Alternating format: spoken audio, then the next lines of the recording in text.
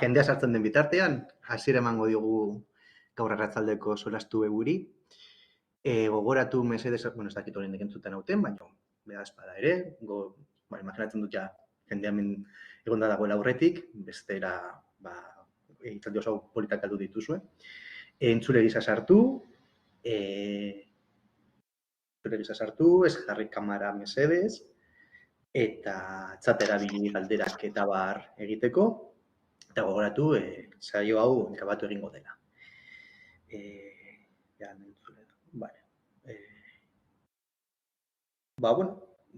Gutxienaka, ez dakit minutu, ez dakit norbait gehiago etorri beharko duen, saiengo gara pizkatxo bat gehiago, minutu bat edo, eta hasiera emango dugu gaurko saioari.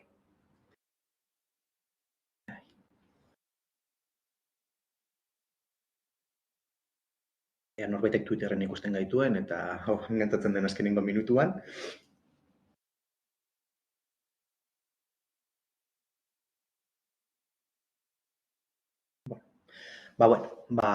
Ekingo diogu, gaudenak gaude, honenak, eta jazta. Arrastion berriro ere, gaur solastu berri bat daukagu, mai inguru virtual hauek dira web-uren 50. urteurrenaren inguruan sortu dugun beste ekitaldi bat. Eta bertan, lantzen ditugunak dira, web-urentzat gai estrategikoak diren gaiak, eta baita ere, euskal gizartearentzat interesekoak izan daitezkeen gaiak. Gaurkoan, euskarazko produkzio zientifikoa sarituko gara, gai bat, garrantzitsua den Udeko Euskal Unibertsitatearentzat, baita ere, ez dugula ahaztu behar argitalpen gintzan lan egiten dugula.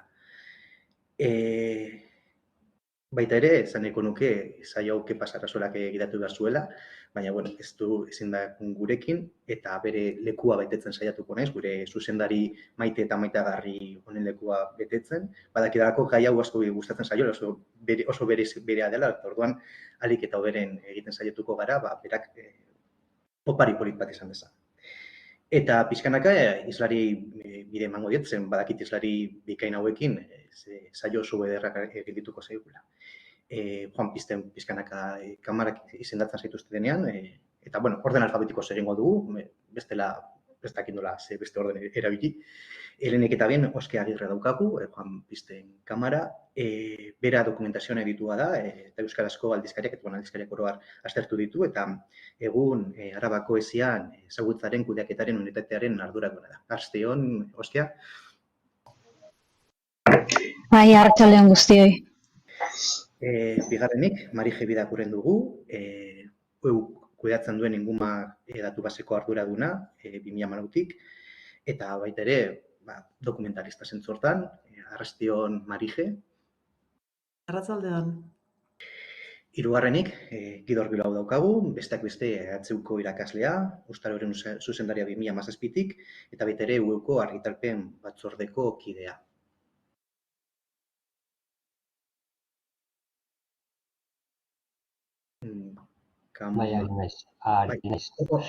Bai, kamara bakarrik pizte falta zaizu, Gidor. Arratsalde on. Arratsalde on. Eta azkenik gurekin Usune Martinez dugu, EHUko kultura zientifikoko katedrakako kidea eta bihotza, eta soziologa, eta gainera gai honetan oso aditua dana. Arratsalde on, Usune. Arratsalde on, bai. Eta hemen gaudela guztiok, sartuko gara gaian, horrela botepe kontuan, erronda harin batean. Euskarazko produkzio zientifikoa entzuten duzunean, zer datorkizue harin, botepe kontuan, burura etortzen zaizuen lehenengoko ideia hori. Egin dugun ordenean, Oskia? Bai, hola, lehenengo idea bat etortzen zaitena burura, batetik da agian neko ez ezaguna dela, ez? Ez da erreferentziazko aldizkari asko euskeraz idazten danik, ez? Eta bestetik baita batzutan desorekatua, ez gai batzutaz asko idazten da, beste batzutaz ezerren beste. Ez? Oso aldizkari gutxi daude euskeraz bakarrik idazten dianak, euskerazko artikuluak bestela sakabanatuta daude hainbat aldizkaritan, eta gero orokorrean ez da oso ezaguna. Nik esango nuke hola labur-labur esateko. Marije? Niri ezinbestien inguma etortez jate burure, holan ezagutu dut neuke euskarazko produzio zientifikoa, eta horretan lan egiten dut, eta hor dago gure produzioen errepresentazio nagusi, ez? Hori da, niri hitz baten etortez jatena burure bai. Idor? Bai, nik esango nuke askotarikoa dela.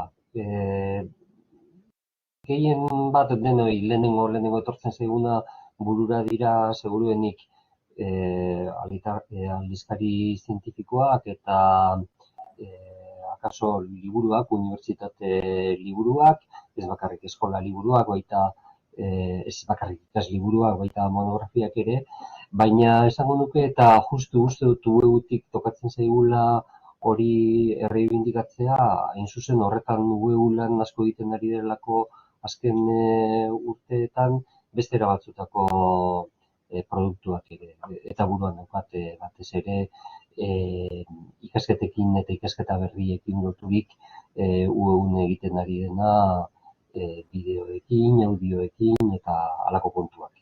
Horren, pixkatxo bat osatzearen besteena, esango nuke askotarikoa ere badela. Eta azken ikusune, burura etortzen zaizuna? Gainontzekoek esan dutenaz gain, aipatuko nuke euskerazko produkzio zientifikoa entzuten dudan bakoitzean, zientziaren komunikazio eleanitza etortzen zaidala burura, ez? Hau da, zientziaren komunikazioa hizkuntza askotan, hizkuntza guztietan egin daiteken zerbait dela, eta euskara barne dagoela, ez? Orduan, zientziaren komunikazio eleanitza, esango nuke etortzen zaidala burura. Bueno, eta orain ja gehiago sakonduz gaian, eta ja pizkatxo bat zuen ideiak hobeto plazaratzeko. Egoera bai, baina baitere alderatuta nazioarteko egoerarekin, eta nazioarte itzulten duguna normalen ingelesarekin pentsatzen dugu. Nik imaginatzen dut zein den egoera, nik ez zoian izelako, ez da. Baina zuen ikuspuntutik, hau da, zein da egoera, barnekoa, baina baitere konparatuta inguruan ditugun hizkuntzekin, eta baitez ere leku batzutan hegemonikoa den hizkuntza horrekin. Ez dakit norbaitek hasi nahi duen berazalpenak ematen, edo hori ja zuen eskusten dizuet pizkatxo bat, ere ez egoteko hor txandaka.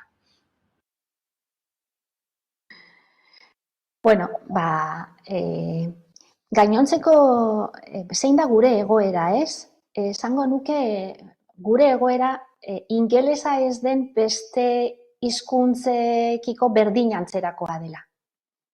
Gaur egun, aipatu duzun moduan, ingelesa da zientzia komunikatzeko, behintzat zientziaren emaitzak eta komunikatzeko gaiendu den hizkuntza, eta horrek egoera bitxi batera eraman gaitu, ez? Hau da, bertan egiten dugun zientzia, bertan ekoizten den zientzia esaterako, ez?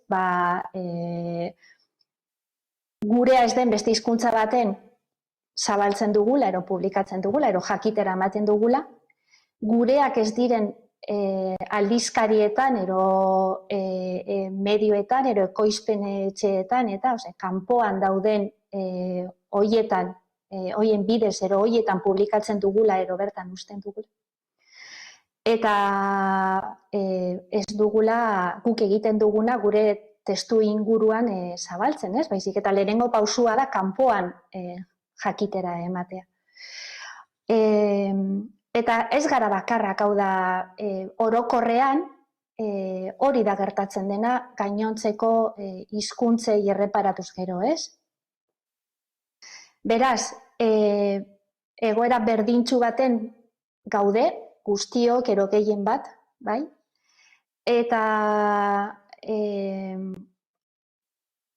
horri, esan dezagun, horri buelta emateko aukerak badaudela, egon badaudela, eta neurri batzuk ere behar ditugula, ez?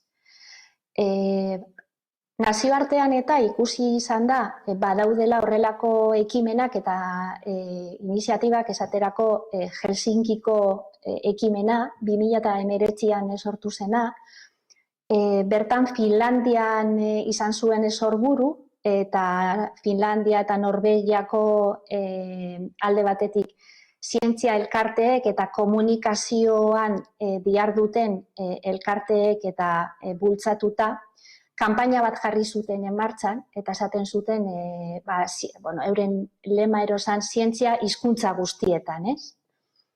Hori edatu egin da, baina badaude ere beste zer batzuk, beste ekimen batzuk, bai Frantzian eta bai Espainian ere, ez? Non ari diren bultzatzen ero behintzat eskatzen, ez? Ingelesetik harago, ero haratago, norberaren testu inguruan bizi garen toki horretako hizkuntzak eta baliatu behar direla eta beharrezkoa dela zabaltzea gure hizkuntzan ere. Baina egoera berdintsua da. Nik esango nuke berdin samarra dela beste leku batzuetan, toki batzuetan ere. Bai, ni hitz egin dezaket. Funtsean Uxunek esaten duenarekin zalantza barik ados nagoen arren, bai beriziko nuke edozein kasutan be nora begiratzen dugun, eta orduan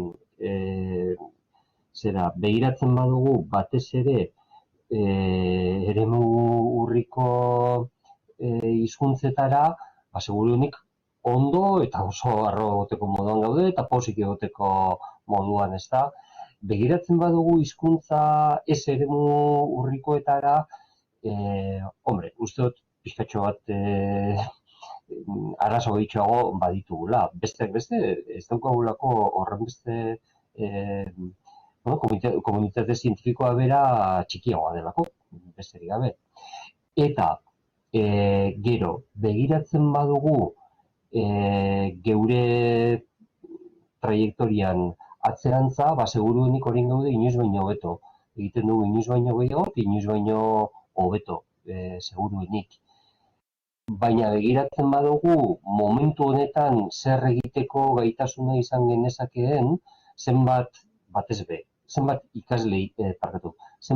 irakasle ikertzaile dagoen euskaraz irakasten ari dena, seguruenik gauden lekuan baino leku hobean ere egon ahalko ginake. Eta neurri batean hori baldintzatzen du, neurri handian baldintzatzen dute kanpoko mugek, eta seguruenik gero hitz egingo dugu baita unibertsitateko ibilbide akademikoan zer baloratzen den eta zerrez, horrek baldintzatzen du, baina baita baldintzatzen dute norberaren eta ikerketa taldearen hautuek ere. Eta hor uste dut badaukagula baita aukera hobera egiteko. Bai, nik uste dut, periferia deitzen zaien hortan kokatuta gaudela, ez? Bihotza inglesa da eta beste guztia periferia da. Eta periferian egon daiteke, periferian eskatan dutzaxo edo dutzaxo. Gure masa kritikoa ez da beste hizkuntza batzuna, horrek asko mugatzen gaitu. Gero periferian egote horrek eta hizkuntza hegemonikoa beste bat izateak badauka, argitaratzean badauka eragin bat eta indarrak banatu ingardia, esan nahi dut. Ibilbide akademiko bat egiteko, igual aukeratu behar dizu hizkuntza batean idatzi edo bestean idatzi, eta horrek indarrak banatu itxitu, ezta? Ez zera zentratzen zure tokiko zean baizik eta bi bide dauzkatzu, igual paraleloak dianak, baina indarrak banatu ingardia. Orduan horreken ikusten baldintzatzen duela pixkat egoera, ez? Igual lanik indartsunak, ez? Bide batetik dijoaz, eta gero ja zure bihotzan undan, ez? Hor beste zertxo bai jartzen duzu, baina nahi ala nahi ez, indarra azkenean leku desberdinetan banatu behar duzu, ez? Horrek ikusten eragina daukala.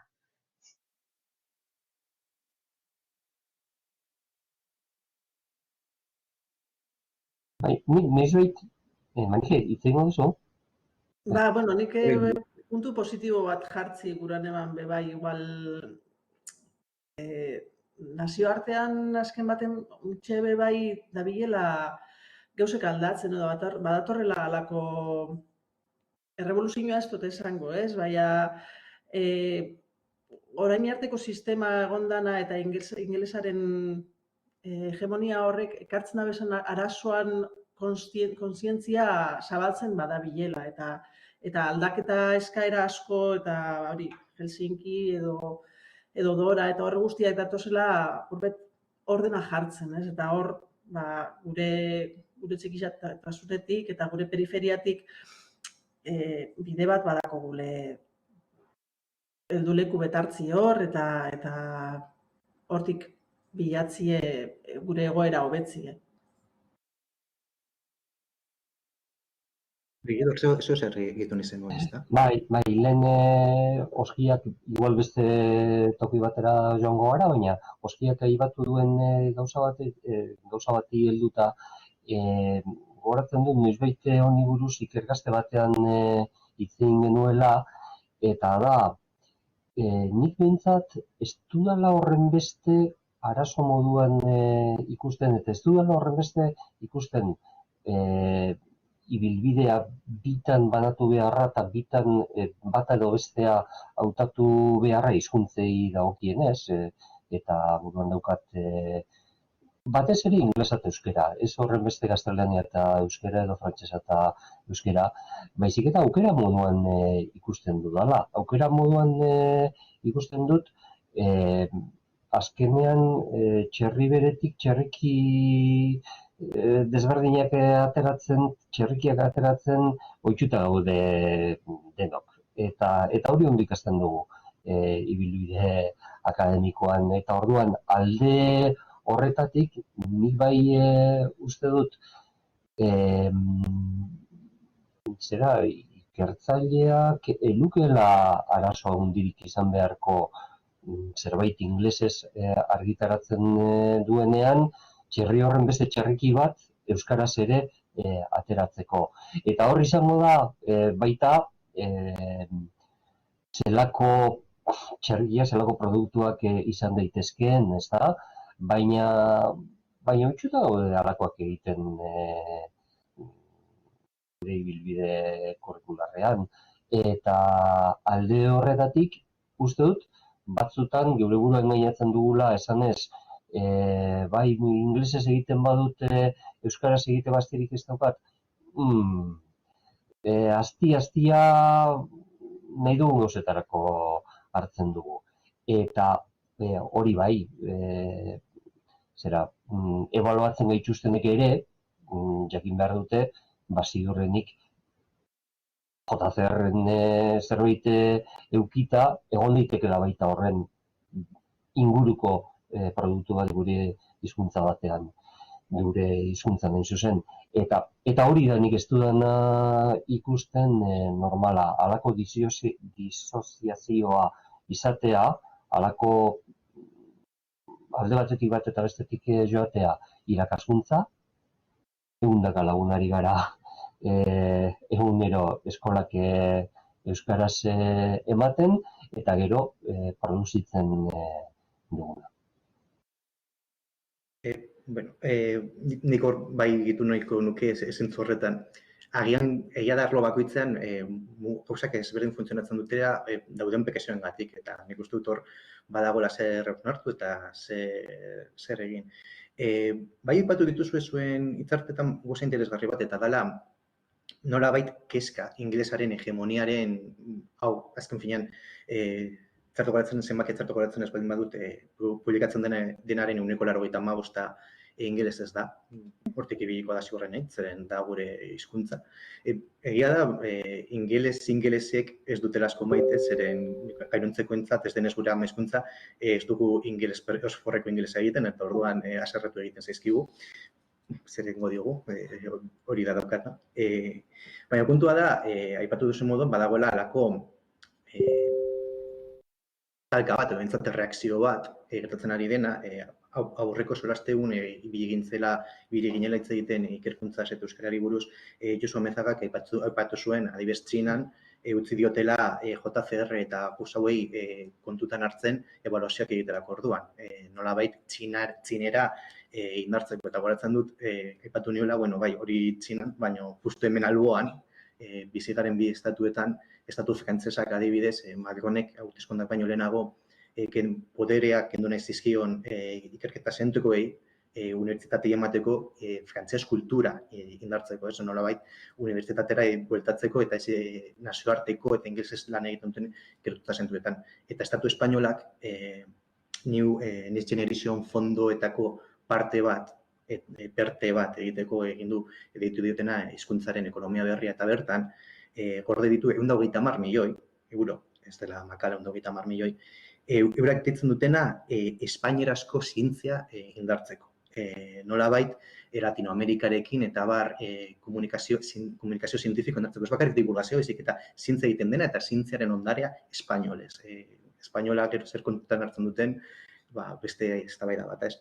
Azken finean, honekin esan nahi dudana da, gure inguruko bi estatu nagusiak mugitzen ari direla beren hizkuntza defendatzeko, eta horrek ze posizioetan uzten gaituen gu. Zeren ikertzailontzat, ez bakarrik ingeles esan liteke leku bat, baizik eta erdara, espainola edo frantzez esan daitezke. Horrek ez du kezka bat sortzen edo mehatxu berri bat sortzen euskarazko produkziorako.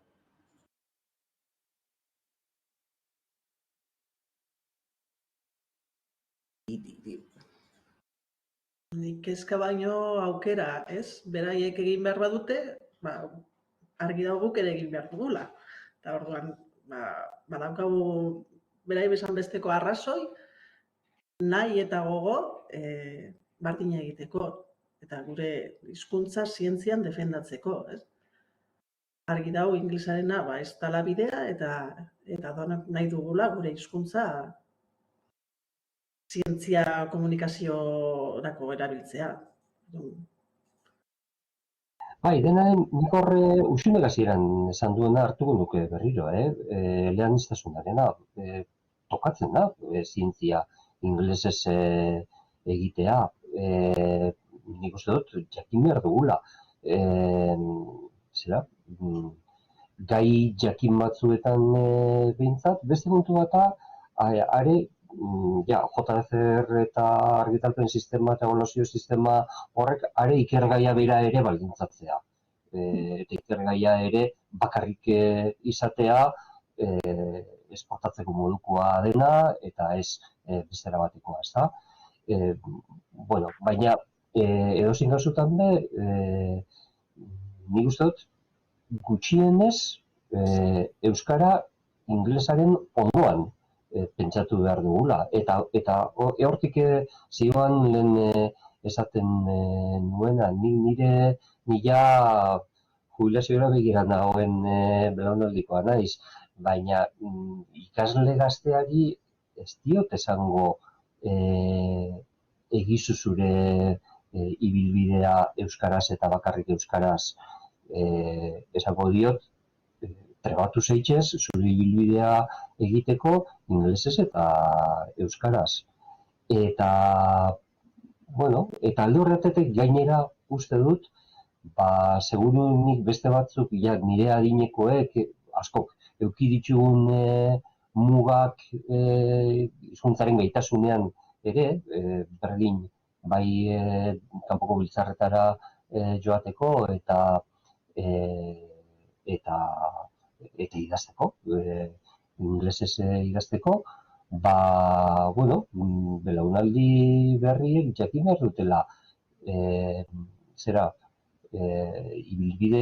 ikertzaile ibilbidea egin behar badute, ingelesez mugitzeko gaitasuna izan behar dutela, eta hori da, ez nagoena seguru, jakin behar dute, ez nagoena seguru gertatzen den edo ez den gertatzen, jakin behar dute, gaitasun eduki behar dutela berdin euskaraz egiteko ere. Ez baitu sinisten, benetan, euskaraz eta ingelesaz arazorik ez daukanak, bere burua hain larri ikusiko duenik, txerri batetik bitxarrik ateratzeko. Bueno, alde batetik, aipatu duzuna Koldo, egia da Txinako datu hori, ez? Nik hor beste arrazoi batera aurkitzen dut justo, hainbat iruzur kasu eta eman direlako eta horrek ere uste dut ere baldintzatu duela Txinan hartu den erabaki hori, ez? Ikusi dugu zenbat zientzia artikulu zientifiko atzera bota dituzten eta, katramila horrek ere esango nuke bultzatu dituela horrelako erabaki bat hartzera kakotzen artean, ez? Bestela, aipatu dituzun bestelakoak, hau da, bai Frantzian eta Espainian zer egiten ari diren eta ikusten da hor autu bate dagoela, ez? Eta ero behintzat badagoela, esan dezagun, autoritateen aldetik, ero dirua maneiatzen duen erakundeen aldetik, ez? Dagokion, ero bertako hizkuntzan, ero eurek erabiltzen duten hizkuntza nagusietan ere, ez? Zientzia bultzatzeko. Ero bultzatzeko, ero produkzio hori bultzatzeko. Alde batetik, bai, badago horrelako kontzientziazio maila bat, baina esango nuke beste alde batetik badagoela ere nazioartean ikusgarritasuna zelan apaldu egin denez, bai ingelesa ez den gainotzeko zeretan hizkuntzetan. Hor nola ere burua altzatu behar dutela, ero zerbait egin behar dutela, estrategiaren bat landu behar dela ikusgarritasun hori emateko. Eta hor ere badago zer ikusia horrelako erabakietan. Ikusgarritasuna nola lortzeko bide bat urratzea litzateke egiten ari direna, zentzu honetan. Eta Gidorrek komentatu du arloak, ez? Ikergaiaren arloak eta hori. Oso gauza bitxia gertatzen zaigu. Eta ikusten baditugu datuak, esaterako, produkzio zientifikoari dagokionez, esaterako, Euskadi mailan ero ekoizten den hori ingelesez egiten dena eta kalitatezkoa ero demagun hor aldizkari ospetsu horretan eta maila badakigu hori, ez? Goi mailako zera, ez? Ekoizpen hori. Arloei ero erreparatzen badiegu ikusiko dugu lehenengo dugula medikuntza, ingeniaritza, materialen zientzia, biokimika eta horrelakoak, ez? Aldiz, ingumako datuei erreparatzen badiegu, ikusiko dugu bestalde euskerazko produkzioaren ajeak beste batzuk direla. Eta hor katalogatuta ero ditugunak batez ere direla, beste, aipatu ditudan, beste arlo hoiek ez direnak agertzen direla batez ere, ez? Giza eta gizarte zientzietako zerak, produktuak, zuzenbidekoak eta aldiz aipatu ditugunak, ingelesez ekoizten diren hoiek gehien bat Euskal Herrian, presentzia gutxiago dutela arlo hoiek, medikuntza, biologia, fisika eta horrelakoek inguman. Beraz, ematen du, alde batetik, bi zer ditugula, ez? Bi zutabe nagusi ditugula ingelesezkoa egiterakoan, ero ingelesez zer zabaltzen dugun, ero zer ekoizten dugun, eta aldiz ikusten da beste arlo batzuetan ere, beste arlo batzuetan euskeraz bai egiten dela, ez? Orduan, horrek karriko nuke Gidorrek aipatu duen autua ere. Autua egiten dena alde batetik bai instituzioetatik, bai ikerketa taldeetan, bai. Eta, norberaren ibilbidean, ibilbide profesionalean eta bakoitzak ikusten du nora bideratu behar duen bere indarra eta berak lortu nahi duen horretan zer egin behar duen. Eta gauza guzti horiek kontuan izani, nik esango nuke beharko genukeela aipatu dituzun erakunde horiek dirua erabiltzen duten moduan, hemen ere beharko genukeela horrelako autu bat, horrelako erabaki bat, ez bakarrik euskeraz ekoizteko, euskeraz zabaltzeko, euskarazko produkzioa bultzatzeko, baizik eta edozein arlotako produkzio horri indar bat, laguntza bat, ez dakit zelan egituratuko litzateken, baina esanez, hori, hainbat arlotan gabiltzala eta euskeraz ez dugula bakarrik jakintzarlo jakin batzuetan ekoizten baizik eta besteetan ere gai garela egiten dugula, ez? Orduan nik esango nuke hori, behar direla horrelako kontuak eta bideak urratzeko eta ez dakit zelan esan, baina esateko hori, ez? Ez garela, gure produkzioa ez dela bakarrik giza da gizarte zientzietakoa eta humanitateetakoa eta artekoa, ez? Baizik eta askoz gehiago garela eta askoz gehiago egiten dugula, ez?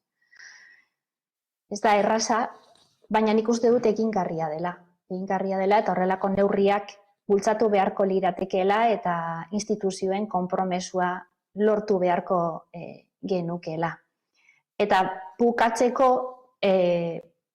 niri oso bitxia egiten zait esaterako, ez? Euskararekin lotuta eta gure hizkuntzarekin lotuta eta, oin badaukagu esaterako euskaraldia, esaterako, ez? Eta hor ikusten da hori, ez? Baina ez dut ikusi inun kanpaina bat euskarazko produkzioa bultzatzeko. Ez instituzio publikoetan, ez gure akademian, ez horrelakoetan. Agian 2005-2006 urtean horrelako keinu txikiren bat egin zen, ez? Baina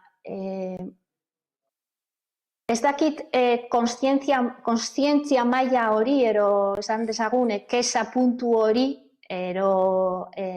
keska puntu hori, ez? Dagoena eta bakarrik ingelesez argitaratzen dela eta euskeraz ez, benetan kexa horretatik harago doan, hortik harago lantzeko eta zerbait egiteko egikaratzeko gai garen gogoa dugun zalantzaz betean nago. Hainbat urte daramate gai honekin eta gauza hauei bueltak ematen eta ez dute aurkitzen ez ideia marabillosorik, ez formula magikorik. Baina esango nuke aurrera egitea kosta egiten zaigula eta behar dugula horrelako kanpaina bat eta behar dugula atzean instituzioen bai babesa, kontzientziazioa eta kontzientziaziotik harago ere, ez? Beste zerbait. Bai, Euskia? Bai, nik uste gauza asko aipatu dituzu, baina JCR-tik abiatuta, ez? Izan da. Nik zerbait gehiago esatearren, ez? Egia da, euskarazko produkzioa ingumaz aparte, beste inun ez dago jasota, eta adierazleak lortzea oso zaila da. Ze argitaratu dan, aipamenak kontatzea oso zaila da, eraginik baduten, sareak zeintzuk dian, beste hizkuntza batutan, inglesean, zesanik ez, baina beste hizkuntza batutan tresna batzuk lantzen nahi dira gauzabietarako, ez, aldizkarien adierazleak, rankinak ez dizkit asko gustatzen, baina rankinak beste hizkuntza batzuetan badaude. Eta nik uste guk gure aldizkariak ez dituela ezautzen neurri hortan askotan, ez? Ez dakigu kalitate formalan aldetik, irizpideak betetze dituzten, batzorde zientifikoak, ezaugarri formalak dianak askotan ez dakigu ze aldizkari dauzkan eta nolakoa dian, ez? Eta nik uste hori aztertu beharreko zerbait dela. Trena pasatza dejoa eta zaraten.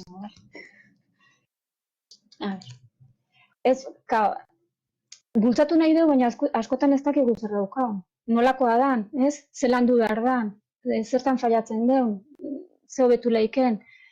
Alderdi formaletik, Eta, beste hizkuntza batutan edo zaten, beste tresna batzuk gaituzte horreta. Ari dira garatzen edo bintzat produzioa kontrolatu nahian edo. Eta hemen ingumak kenduta, ingumak iten du lana oso zara, beste zer ez daukau kontrolatzeko, jakiteko zer argitaratzen den euskeraz, ez? Baino bilketa lan bat da, ez? Eta hortik aurrera goko beste pauso bat beharko litzake.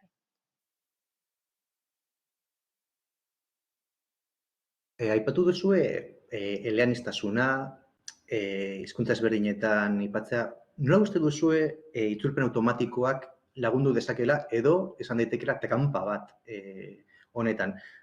Batez ere kontutan hartuta agian hizkuntzen homogenizaziora jo gaitezkela. Egia da hizkuntza zientifikoa bere hortan nahiko karratua dela, esan dezagun modu horretan, baina itzulpen automatikoarena ikusten duzue posible dela lagungarri izatea edo gizakiok gara bi hizkuntzetan edo hiru hizkuntzetan hitz egin beharko genukenak?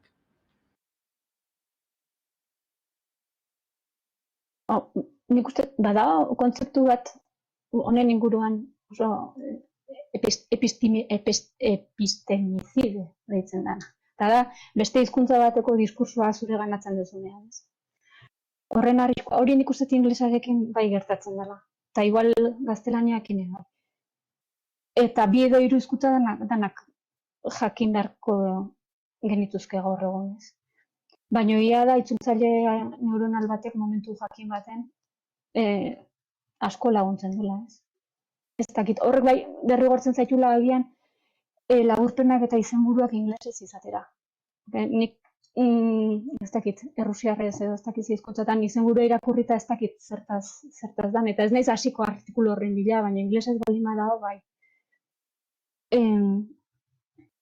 Eta zentzu hortan asko zabaldu dezake batez ere agian hain, ez dakit nola esan, nazioartekoa ez da ikerketa ezagutzeko, ez?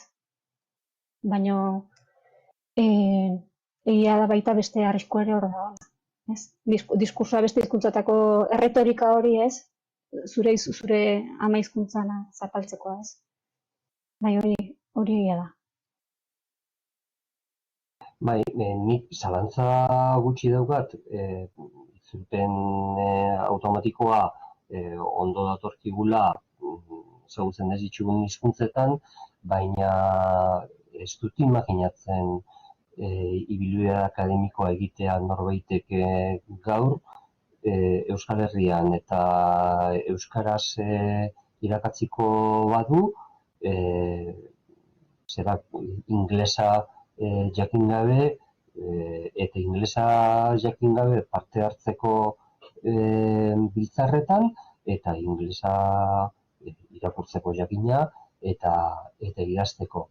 Eta pentsatzen dut alde horretatik akaso, eta aitortu behar dut, nik inglesa badakit, frantsesa badakit, baina inglesezko biltzar batera frantsesezko biltzar batera eta idatzi behar badut, eskatzen diot beste bati begiratzeko, eta alba da, beste batekin idatzi, berak idatzi desala inglesez eta nik begiratuko dute.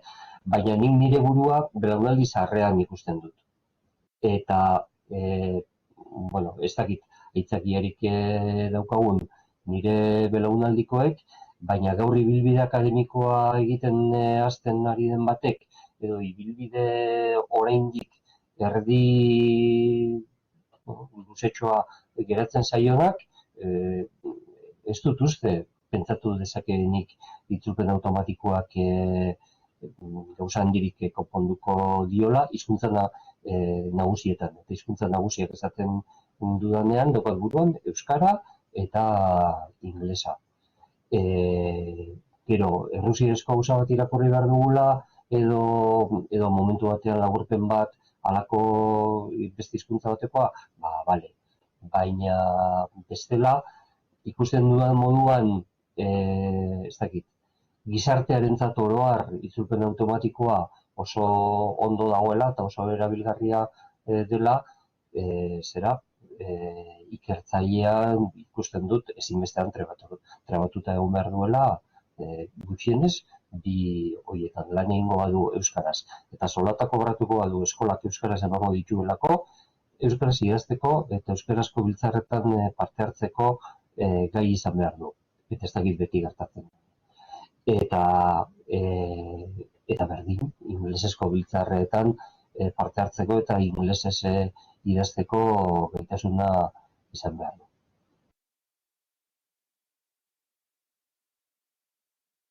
Zerbait gehiago gehitu nahi duzue gai honen inguruan?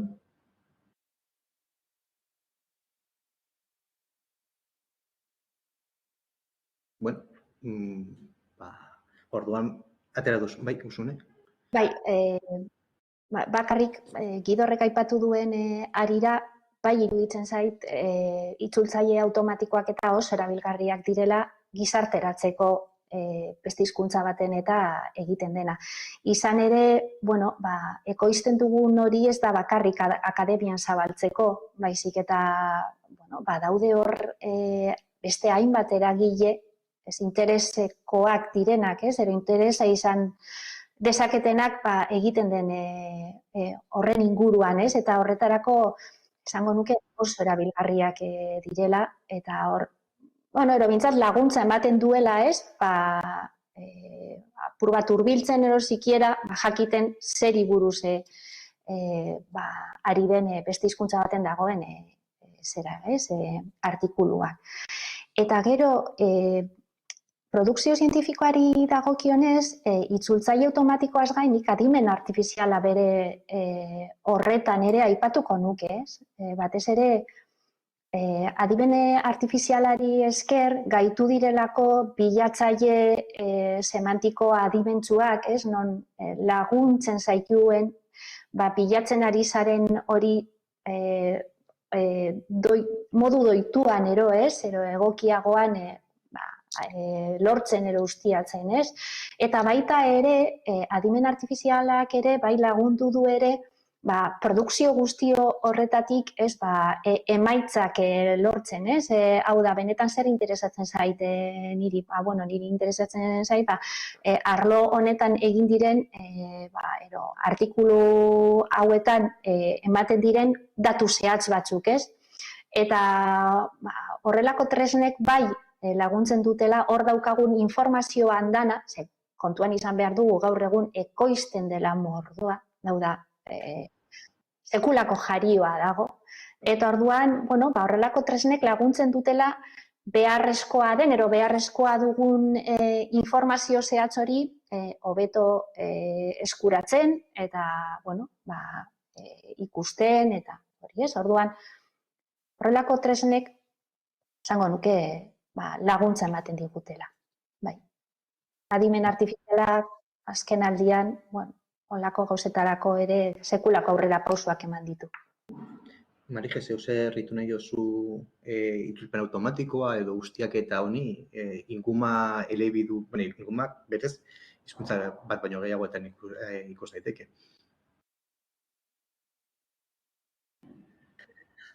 Inguman berez euskerazko produzioa soilik da, eta itzulpenak eta hartzen doguz, bai. Nik itzultzailean apur bete Usunek aipatu dauen bidetik, hobeto ezagutzeko beste hizkuntza batzutan dagoena, igual ez hainbeste itzultzeko artikulu konkretu bat eta osorik irakurteko hortik, baina inglesa ez dan beste hizkuntzetan adibidez argitaratzen dana eta ezagutzeko, bai, uste dut interesgarri xixelik edala, euskara ez dakixen antzako. Nik egido horrek igual euskaldune danet ikuspuntutik eta ingelesa eta euskera jakin behar dagoen ikuspuntutik, bai ingeles eta errusiarra dakizetan ikuspuntutik euskerara heltzeko itzultzaile automatikoa baliagarri esenleik, ez? Eta horrek euskarazko produzioari emote otzo edo errusiarrari edo tailandesari edo ez? Emote otzo aukerie munduan zehar ezaguta izateko, ez?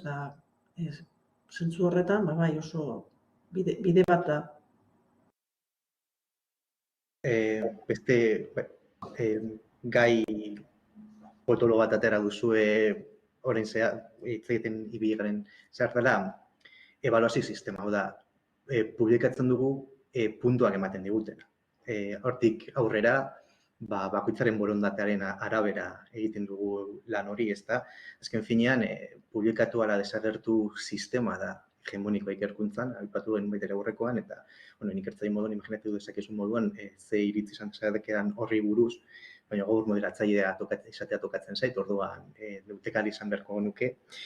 Baina, jakin badakigu eragin batzuk dituela horrek. Ez bakarrik zer ikertzen dugun, baizik eta nola ikertzen dugun.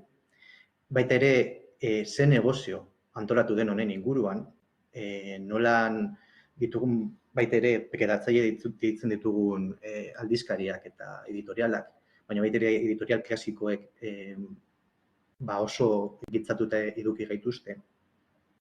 Aipatzen da baita ere Open Access, baina Open Accessak beste eredu horrek baita ere beste aje batzuk sortu ditu. Nola ikusten duzu gaia? Hau da, argitaratu edo desagertu honek ze aje sortu ditu publikazioak egiterako orduan. Zeren, azken finean begiratzen baldin badugu non publikatzen dugun, baina publikatutako horren mamia ez, ze ondorio sortzen ditu horrek. Ez bakarrik euskararen ikuspuntutik baizik eta orokorren, ez publikazioaren sisteman.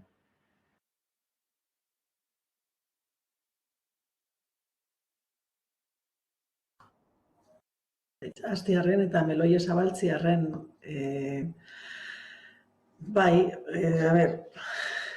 sistemien lehen aipatu dut, eta sistema hau bai ingelesarako eta ebaluazioarako ez da bila ondo argi dago, eta hortik etorri die hainbat manifestu, eta nik igual puntu bat jartziarren lehengo aurrekoan jardunaldiz egon zanien Bilbon Unibertsitate Komunikazioan, hor aipatu zan eta uste dut interesgarri dela hortik hastie begiratzen, ebaluazioa zeinek egiten dau, zeinek jartzen dau segaz ebaluatuko da, agentziak direnean, aneka danien, berak esaten dago, izen behar die, hainbeste artikulu dauzena ez da inongo kuartilan, eurek baldintzak aldatuko baleukie, horrek baldintzak zeintzuk diesan, hortik asko apurtuko zala uste dut. Anekak esango izen behar die, Espainiako hizkuntzatan behintzat diesenak, hainbat artikulu bai. Horre aitorre zure goitak aipatu bat, eurek fakultate mailan egiten dabela hori eta mekanismo konpentsatorioak egiten dituztela eta hori, zer eskatzen da, nok eskatzen da, hortik hasi biherko zan igual, esaten dira, igual JCR ez da ikerketa bera ebaluatzeko bide bat da, aldizkaria ebaluatzeko bide bat da. Zeinek eskatzen dauen eta zer eskatzen dauen ebaluatzerako orduen, hortik hasi biherko zan uste dut aldaketa.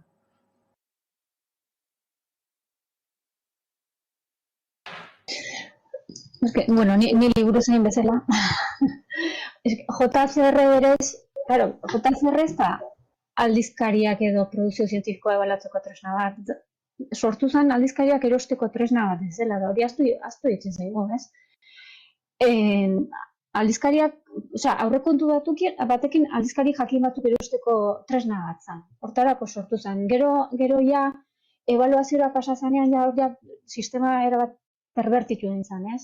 Hor ja dirua sartu zen tartean, argitaletxeak mundu mailan 5 dira, negozio guztiak kontrolatzen dutenak. Eta hori ere lobby bat da, ez? Hor diru asko dago jokuan, orduan. Nik uste gauzak, errotik aldatza oso zaila da. Errotik aldatu beharko liake, baina errotik aldatza oso zaila da. Ebaluazio sistema aldatu beharko liake, baina hor alternatiba argirik momentu honetan nik uste egon ez da hola. Proposamenak asko bai, kritikak bai, baina inork ez dakin oso ondo nola aldatu daiken nago, ez? Alderdi politiko bat dauka hor, nik uste oso gai konplejoa dela. Eta gero egunerokotasunean, aldizkari baten bila dabiltzanean, ikertzaileak eta zerbait argitaratu nahi dutenean, niri etortzen zaizkitzen agintzak liburutegira, izaten da, búscame un JCRQ1. Hori izate izute, ez? Ku bat bilatu jazu, gai honekin bat datorrena. Praktikotasunea jotze dute, ez? Zea hori da, oso zaila da aldatzeko ez dakit inertzia bat bezala dago, ez? Oso zaila da. Eta, klaro, hori ja ibilbide akademikoan aurrera egin nahi duzunean. Hor ja zure hizkuntza txertatza, ez? Hizkuntza txiki bat baldin badaukazu eta espaldin badauka ebaluazio sisteman leku garbi bat, ez? Ja hor borondatean gelitzen da gehiena. Espaldin bada zure gaia oso lotuta daola euskerakin edo zure inguruakin, ez? Baina hor ja borondate bihurtzen denean zerbait komplikatua da, ez? Nik uste oso konplejoa da dana, sistema guztian, niretzako, nik ez dut bat ere garbi ikusten nola daiteken aldaketa handi bat, ez? Oso zaila da. Nahi bai, baina gero nola inez, hori nik uste garbi ez dokala inor. Bai, nik zeran Bilboko jardunaldian ekainean propaganda egin nion Iñakoren Ignacio Pérez Iglesiasen los males de la zientziari eta gaur ere egingo diot. Uste dut, kanpoko ez bakarrik euskararen ikuspegitxik, unibertsitatearen ikuspegitxik badagoela egin beharreko zerbait. Eta hor, euskaldunok unibertsitariak ere bagara, eta orduan alde horretatik daukagu bide bat egin beharrekoa. Oskiak berak aipatu du, azkenean perbertsioak orokorrak direlako. Ez da oskio bakarrik hizkuntza bati edo besteari, baizik eta unibertsitatean sartuta daukagun gaitza da. Gero beste hori da bat. Eta ero, astu zaiz zer esan behar, barkatu. Azpigarren kontu bat nogan buruan, baina joan zait. Besterik gabe. Seguidor, guztiok etorriko zaizu. Bueno, nik Joan zait. bi kontu eta bakarrik beste zer batekoak, esparru batekoak, baina zer ekarri du sistema honek, alde batetik gurpil zoro bat sortu du, esango nuke, eta inork ez daki gurpil horretan eten bat egitea, eta beste zerikutu bat aurkitzea zaila da, gurpil zoro horretan. Zer ekarri digu sistema honek? Sistema honek ekarri digu sekulako tentsioa, lehia, produkzioari dagokionez, alde batetik produkzio eskasare ekarri digu, salamierako artikuluak, gutxi aipatzen diren eta inork irakurri barik, ero aipatu barik dauden artikuluan dana. Hau da, uholde bat ekarri digu, eta, bueno, uholde horren urak ez du gure landa ureztatzen eta ez du ahalbidetzen frutu berriak ekartzea, ez? Esango nuke gaitz bat ekarri digula, gaitz handi bat ekarri digula, eta, bueno, horrek kaltetu egin duela, ez? Nola baitek, baita ez dakite zientzia esparrua, baina baita lehia hori, tentsioa, kompetentzia, oso gaitze zera da, mingarria da, oroar.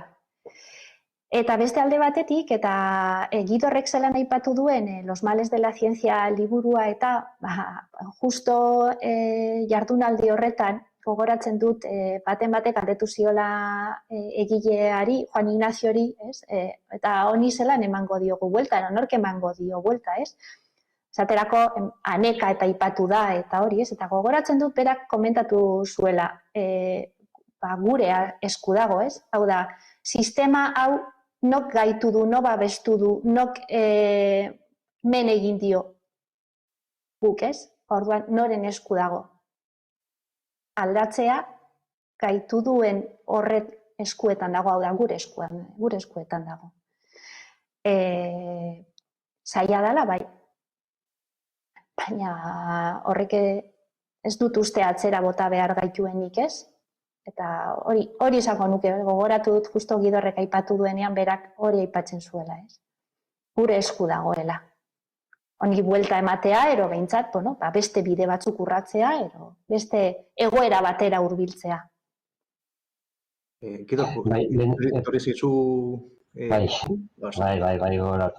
gogoratu dut. Bai, eta ondo datorkit lotzeko baita Uxunderen gure eskuren horrekin, gure esku dagoen beste atalasan buruan nuena, hizkuntzarekin zerikusia duena, eta hori da, zer daukagu gure gandikin gertu eta eragiteko moduan, Unibask bai, Unibask ez dago hain urrun.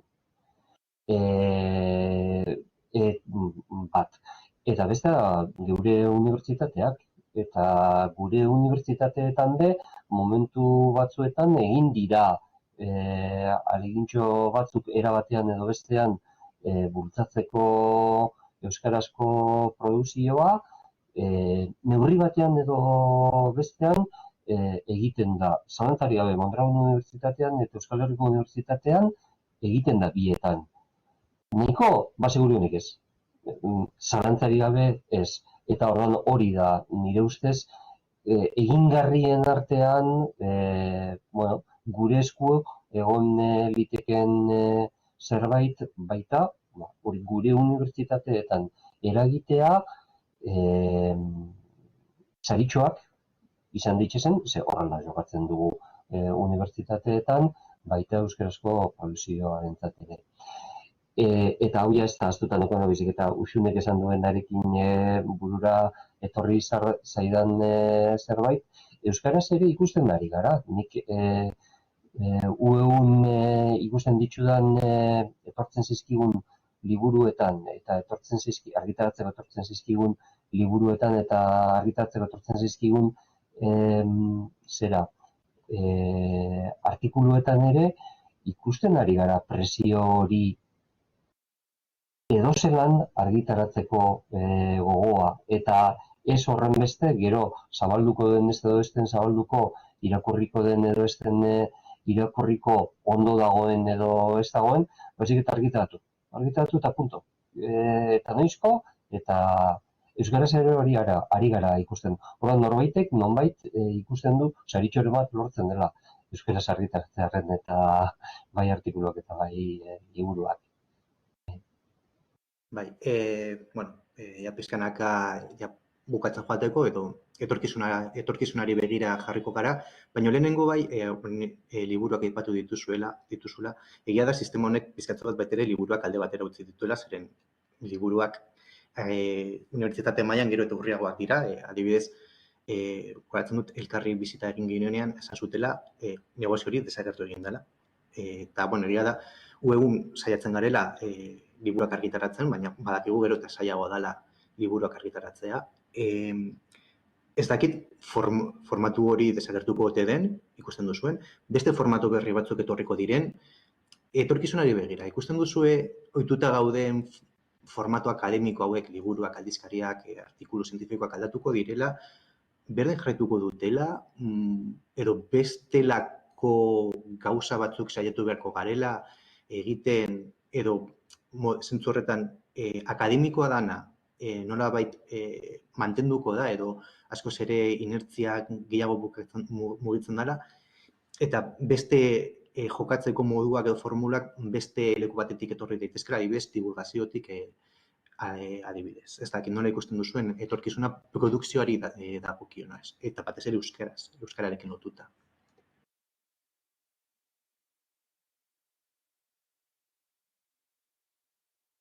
Nik esango nukeen, UEUtik eutsi behar diegula, bat, liburu gintzan eta aldizkari gintzan bide tradizionalari. Horri eutsi behar zaio, nire ustez. Hor badago leku bat oraindik eta berria ondo sendotuta eduki arte, ezin dugu tradizionala utzi nire ustez, bide tradizionala utzi. Aldi berean uste dut, begiratu behar dugula unibertsitateek, munduko beste unibertsitate batzuek zer egiten duten eta ze bide berri hartzen duten. Eta hortik nik uste dut saiatu behar dugula eta badakit UEUk asmoa duela hori egiteko epe laburrean gainera,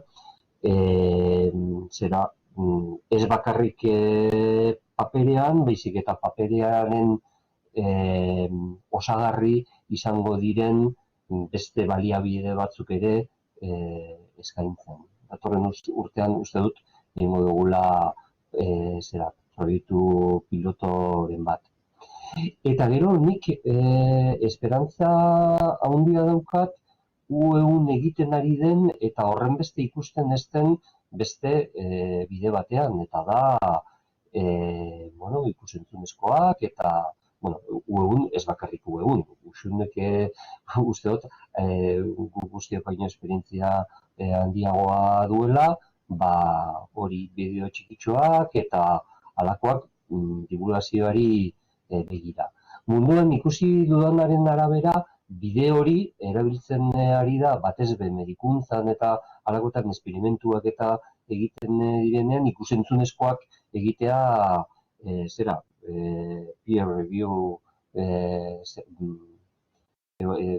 parekoen ebaluazioekin ere hori ez dut uste bihar edo etzi ikusiko dugunik UEUn. Baina, adi egon behar dugu zer egiten den. Eta gero, nik nork eta UEUk egin behar duela uste dut, orain arte dagoena eginda liburua eta papera ez den formatuetan, eta batez ere ikus-entzunezkoak dauzkate buruan, zientziaren eta zientziaren divulgazioaren inguruan, Inguma 2.0, horri uste dut heldu behar zaiola eta heldu behar diola UEUk. Heldu behar dio nahi duenak, baina uste dut UEU posizio honean dagoela hori egiten hasteko.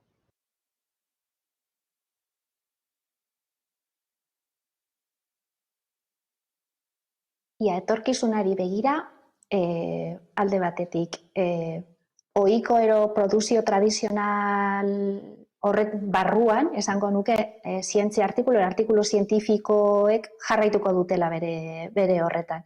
Ikusi izan dugu gainera, aldiz liburuen kasuan eta gainbera txiki bate dagoela, eta bestela, artikuluen kasuan ez.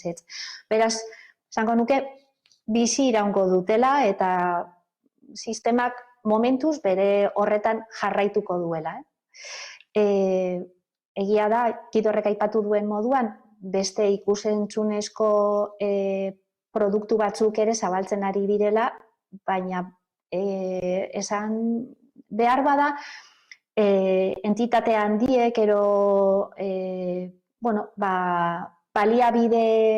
baliabide zero ondo daudenek ero hori urratu dutela, ez? Eta ez dakite hori, behar diren baliabidea kontuan hartuta eta berak aipatu duen moduen zabaltzerik ero orokortzerik egongo den. Beraz, produkzioaren aldetik nik artikuluen biziraupena bai ikusten dut eta bere horretan jarraituko dutela eta besteak aurre ikusiko dugu zelan joaten diren, ez? Beste alde batetik esango nuke eta beste esparrutxo bate jorratuz, errepositorio irekiak ero horrek aurrera joango direla, ez? Eta ikusi da esaterako, artikulo zientifiko ero preprintak deritzogun hoiek, ez? Zelan jarri hor eta eztabaida publikorako, ero ebaluazio publikorako, eta horrek zelako jokoa eman duen, eta esango nuke hor esparrutxo bat ere zabalduko dela, ero hori, horrek indartxo bat hartuko duela.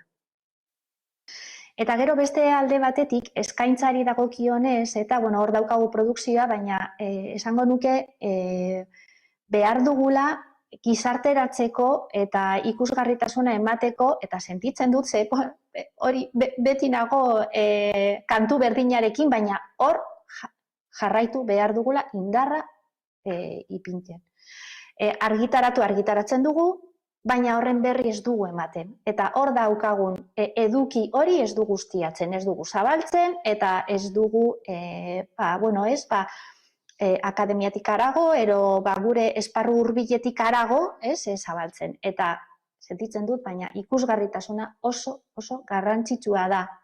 Argitaratzea bai, baina argitaratzen den horren berri ematea modu zabalean. Hau da, ez gaitesan gelditu, esan ez, liburu hau argitaratu dut. Ez, liburu horretan zer jorratu dut. Bai?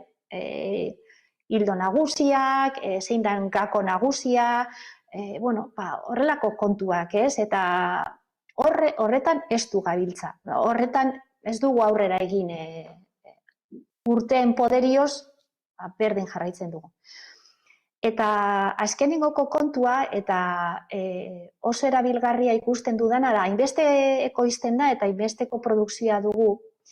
Beste modu bat da esaterako alerta sistemak eta personalizatuak egitea. Eta seguruenik guztiok ero gehien bat ezagutuko duzue Dialnet. Eta Dialnetek esaterako niri beti bidaltzen dizkit nire jakintza arloko ero nire esparruko alertak eta bidaltzen dizkit, hau da, ze artikulu nire interesekoak eta gainera oso zehatzak, hau da, nik esparru jakin batzuk jarraitzen ditut, zientzia, komunikazioa eta generoaren ingurukoak, eta horrek zer egiten du? Horrek egiten du, nosbeinka, jasotzea argitaratu den hori nire beharrei ere egokitua, ez? Eta esaterako nik hori bai ikusten dudala, ingumak jorratu dezakeen kontu bat. Oso, hau da, eman eskura, ez? Behar duzun hori, ero behintzat intereseko arlo horretako, noizbeikako mesutsu horiek bidali. Azkenean, pantaila aurrean jartzen badizute, ero ohar hori jasotzen baduzu, ez? Ikusi eta arreta ipinten diozu, eta bada modu bat horren berri emateko, jakinarazteko, zabaltzeko, eta horrelako kontuak, ez? Altetik hori ze guztia. Nik, por alusiones esaten dana, ingumako egin beharrekoen artean, hori zerrendan da, beste hainbat, lehen aipatu dan oskiak esaten moduen, aldizkarizek ez ebaluazio bat, zeintzuk dakoien paren errebizioa, edo bestelako ezaugarri formalak edo Bueno, hor gabiltza, lan hori eitzen saiatzen edo argitara emoten. Gaur-gaurkoz, ingumatik behintzat helburue argazki bete motie, datuek dauzenak erakustie eta zein jan euskarazko produzio zientifikoaren argazkia, ez? Datuak emoten gabiltzaz, estadistikak erakusten eta inguma tresna garrantzitsua da eta etorkizunera garapenak eukiko dauzena eta horretan gabiltzaz lanien. Bai adierazleak emon edo, gauze desberdinek. Etorkizunerako proiektu nahiko atzo, baina, egin bierdie, garatu bierdie.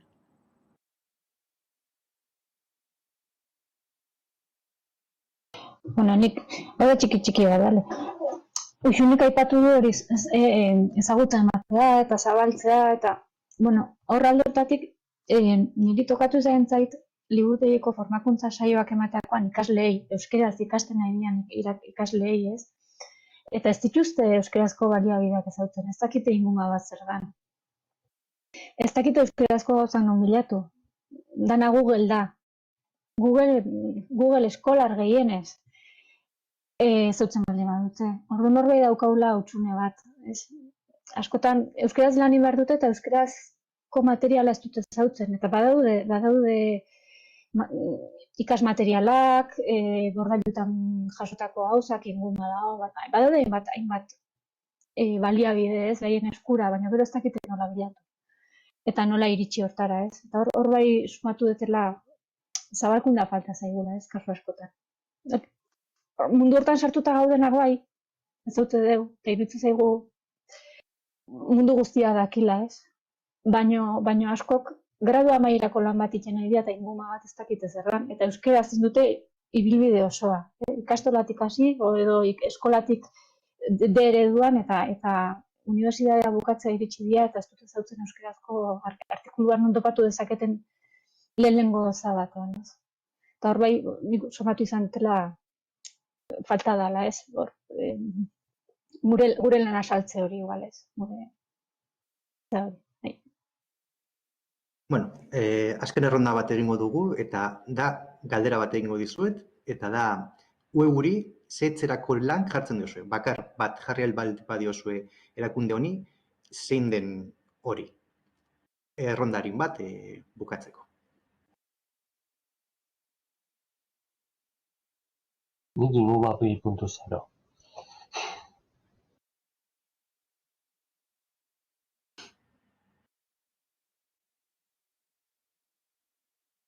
Ni errepikatu ingo naiz, baina hori ezagutaraztea hor ja inda da lan guzti hori, ez? Ingumatik hasita. Nik uste nahiko naiz ezaguna dela eta oso produktu politia da, ez? Erabilera asko izan ditzakena. Ez bakarrik ikasle erdi mailako ikasketatan eta beste hainbat lekutan, ez? Nik uste ezagutaraztea eman behar dela ezagutzen dena baino gehiago. Nik, ingumako lana esaintzu izan kontuten badakatezen be, igual guri eskatuko notzan aldaketa horretan, euskarazko produzioaren baliostatze horretan eragile izetie erakunde da nenetik beste erakunde batzutan, ez? Esku hartzi edakoien beste erakunde horretan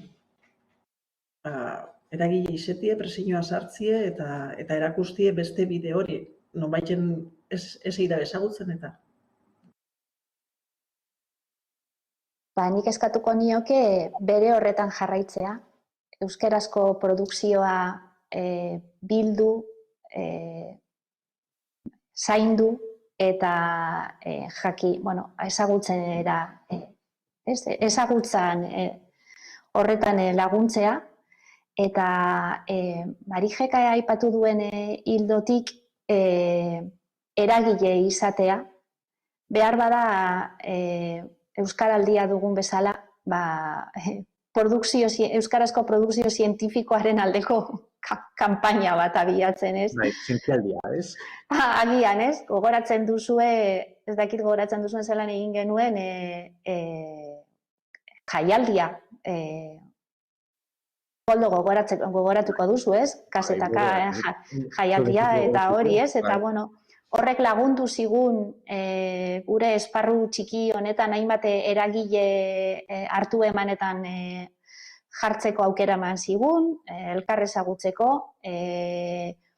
euskerazko divulgazio eta bultzatzeko eta zientzia badagoela eta, bueno, egiten duguna hori jakinarazteko eta behar bada, bueno, igual, horrelako beste kanpaina bat abiatu dezake eragile izatea, nik horretan ikusten diote euri bidea eta zeregina. Oso ondo. Ez dakit entzulen artean galderik dagoen, txatean idatzi, bueno, nekanek eskerrak ematen dizkigu. Claro, egia da, galderak datorzen bitartean, claro, ni hontara bere momentuan entzulen moduan etorriko nintzen, eta ja buruan baneukan galdera bat. Eta orduan, orain moderatzaile lan utziko dut, eta entzule lan hori egingo dizuet.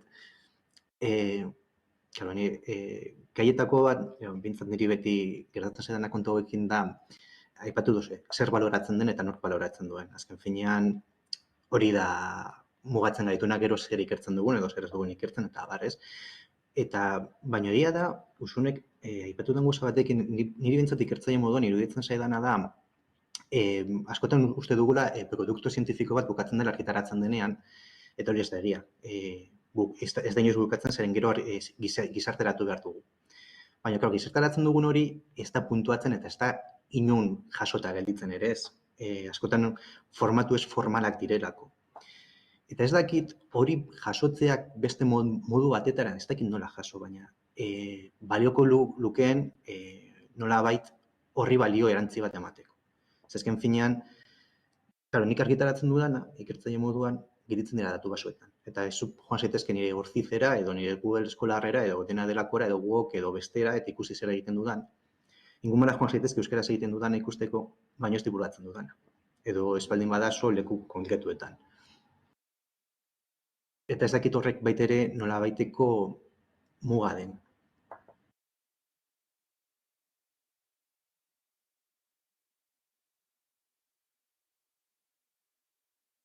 Nik esango nuke, divulgazioa ere gerota gehiago agertzen dela puntuatzen diren gauzen artean.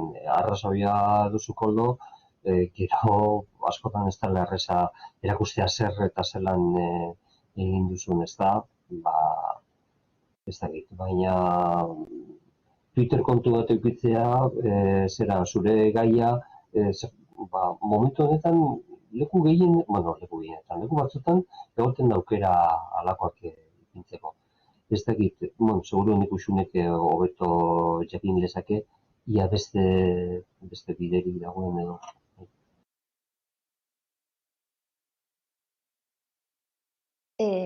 Jakin badakit badaudela proposamen batzuk eta horren inguruan. Orain dino garatu barik eta, esan dezagun, proposamen horiek ez direla zertu ez, gauzatu.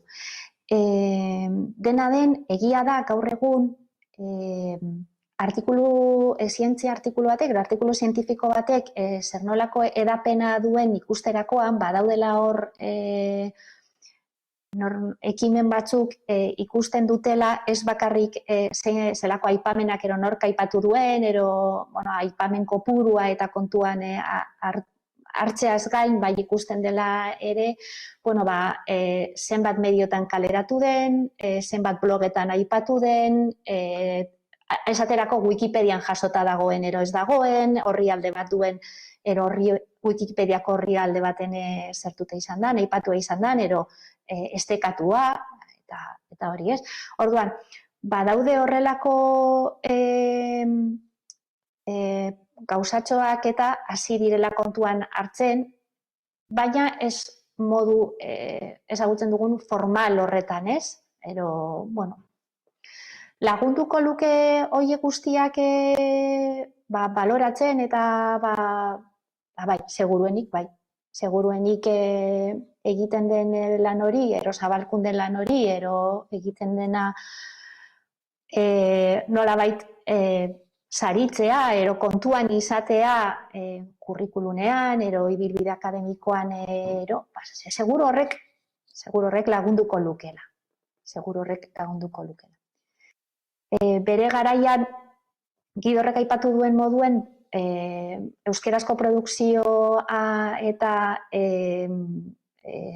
kontatzeko ero puntuatzeko aleginak egin ziren unibertsitatean gogoratzen dut, ez dakit 2005, 2006, hor inguruan, eta hor jarri ziren irizpide batzuk eta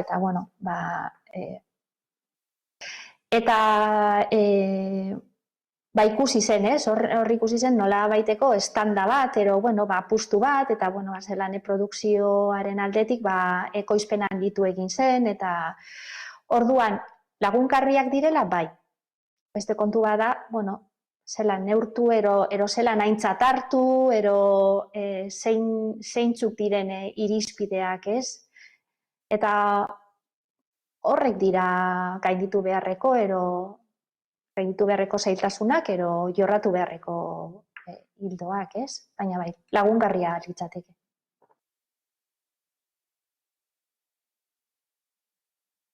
Bueno, ikusten ari naiz txatean eskerrunak besterik jasotzen ez gabiltzala, baina galderarik ez.